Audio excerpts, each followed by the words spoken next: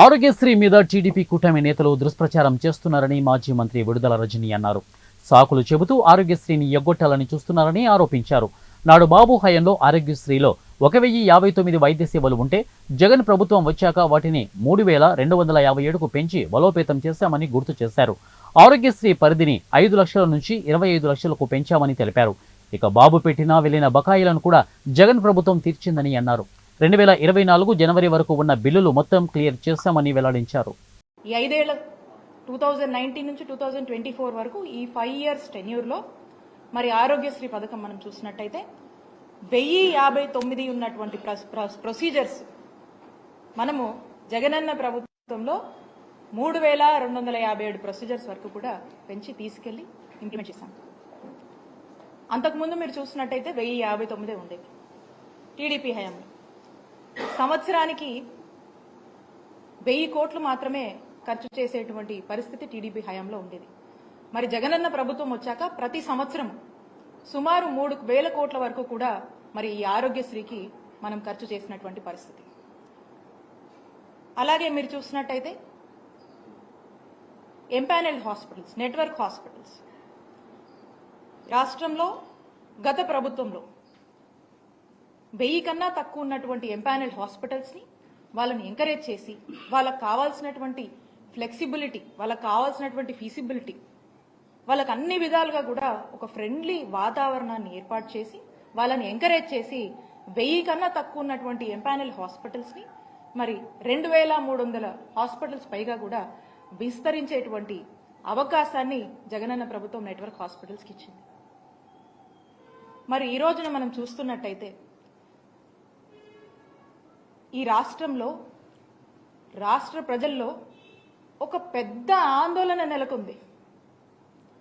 అదేంటంటే మనం చూస్తా ఉన్నాం, కూటమి ప్రభుత్వం ఏర్పడ్డాక కూటమి ప్రభుత్వంలో ఉన్నటువంటి మంత్రి గారు వారు మాట్లాడుతూ ఉన్నారు. ఏమని మాట్లాడుతూ ఉన్నారు? గత ప్రభుత్వము అప్పులు చేసిపోయింది, బకాయిలు పెట్టింది, మాకు బాధలు ఉన్నాయి, కష్టంగా ఉందని చెప్పి వారు మాటలు చెప్తా ఉన్నారు.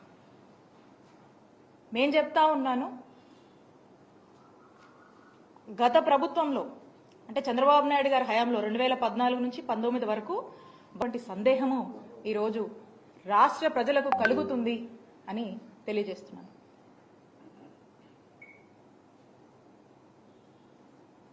ఈ రోజున మీరు చూసినట్టయితే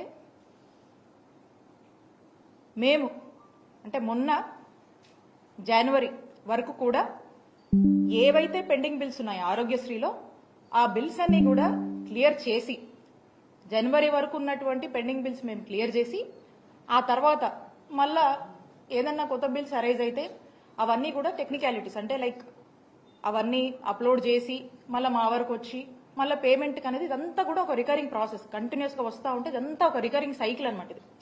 సో మా వరకు జనవరి వరకు ఉన్నవి కూడా మా జగనన్న ప్రభుత్వం క్లియర్ చేసి, ఆ తర్వాత ఫిబ్రవరి, మార్చ్ ఏదైతే ఉందో అప్పటికి వచ్చినటువంటి అప్లోడ్ అయ్యి వచ్చినటువంటి మా దృష్టికి వచ్చినటువంటి ఏవైతే ఉన్నాయో అప్పటికి వచ్చేసరికి మార్చ్లో ఎన్నికల కోడ్ వచ్చింది.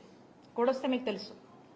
ఆ కోడ్ వచ్చిన తర్వాత ఇక ఎన్నికలు అన్ఫార్చునేట్లీ మేము అధికారంలోకి రాలేకపోయాం, ఆ విషయం మీకు తెలుసు. సో ఇంకా అప్పటి నుంచి ఉన్నటువంటి ఏవైతే బిల్స్ ఉన్నాయో ఆ బిల్స్ ఇప్పుడు కొత్తగా కూటమి ప్రభుత్వం ఏర్పడిన తర్వాత ఆ బిల్స్ ని క్లియర్ చేసి మరి ఎక్కడా కూడా ఇంటరప్షన్ లేకుండా వైద్య సేవలు అందించాల్సినటువంటి బాధ్యత ఈ ప్రభుత్వం మీద ఉందని గుర్తు చేస్తా ఉన్నాము. ఏదో లెక్కలు చెప్పి అప్పులని, ఆదాయాలని, బకాయిలని సాకులు చెప్పి మీకు రెస్పాన్సిబిలిటీ నుంచి మీరు ఏమైనా తప్పించుకునేటువంటి ప్రయత్నం చేస్తున్నారా? ఆరోగ్యశ్రీ సంబంధించి వాటి యొక్క బిల్స్ కి సంబంధించి ఈ సాకులు చెప్పి మీరు ప్రజల్ని ఏమన్నా ఒక ఆందోళన పరిస్థితిలో ఉంచేటువంటి ఒక ప్రయత్నం చేస్తున్నారా? లేకపోతే ఏంటి మీరు చెప్పాలనుకుంటుంది? ఈ బిల్స్ పట్ల మీ స్టాండ్ ఏంటి? ఈ బిల్స్ అనేది మీ బాధ్యత, ఇది కంటిన్యూస్ రికరింగ్ సైకిల్ అని చెప్పి మీకు గుర్తు చేస్తా ఉన్నాం.